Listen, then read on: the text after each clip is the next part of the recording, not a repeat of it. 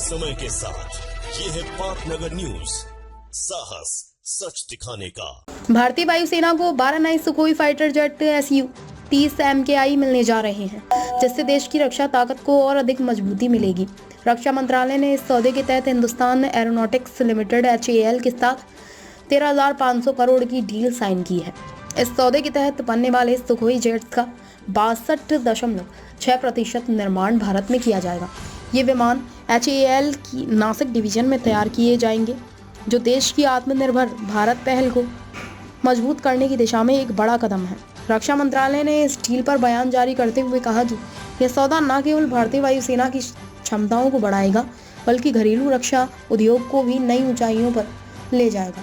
Su-30 MKI jets, जो मूल रूप से रूसी विमान निर्माता सुखोई द्वारा डिजाइन किए गए हैं, अब HAL के लाइसेंस के तहत भारत में बनाए जाते हैं। ये जेट्स मल्टी रोल क्षमताओं वाले 2 सीटर फाइटर विमान हैं, जो लंबी दूरी तक मिशन को अंजाम देने में सक्षम हैं। एरो इंजन की भी बड़ी डील। इससे पहले 2 सितंबर को cabinet committee on security CCS ने HAL के साथ 26,000 करोड़ से अधिक की लागत पर 240 एरो इंजनों की खरीद को मंजूरी दी थी। इन इंजनों का 54% निर्माण भारत में किया जाएगा और इन्हें HAL की कोरापुट ओडिशा डिवीजन में तैयार किया जाएगा। मंत्रालय के मुताबिक एरो इंजनों की पहली डिलीवरी अगले 1 साल में शुरू होगी और अगले 8 वर्षों में पूरी डिलीवरी पूरी कर ली जाएगी।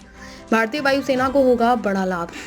Su-30 MKI विमान और नए एरो इंजन भारतीय वायुसेना की ताकत और संचालन क्षमताओं को नई ऊंचाइयों तक पहुंचाएंगे। भारतीय वायुसेना को होगा बड़ा लाभ।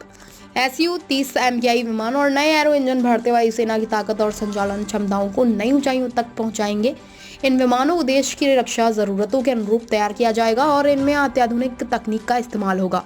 यह सौदा भारत की आत्मनिर्भरता को न केवल प्रोत्साहित करेगा, बल्कि रक्षा क्षेत्र में भारत की वैश्विक स्थिति को भी मजबूत करेगा। संसद हमले की 23वीं वर्षगांठ पर समाजवादी पार्टी के अध्यक्ष अखिलेश यादव ने कहा, हम उन सभी वीर सैनिकों को याद करते हैं जिन्होंने लोकतंत्र के मंदिर की रक्षा की।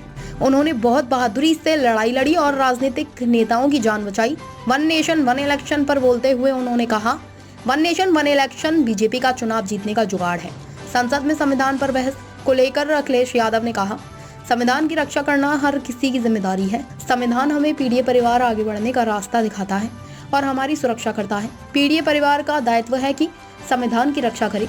सरकार के फैसलों के कारण देश में असमानता बढ़ी है। धर्मनिरपेक्षता को और मजबूत किया जाना चाहिए।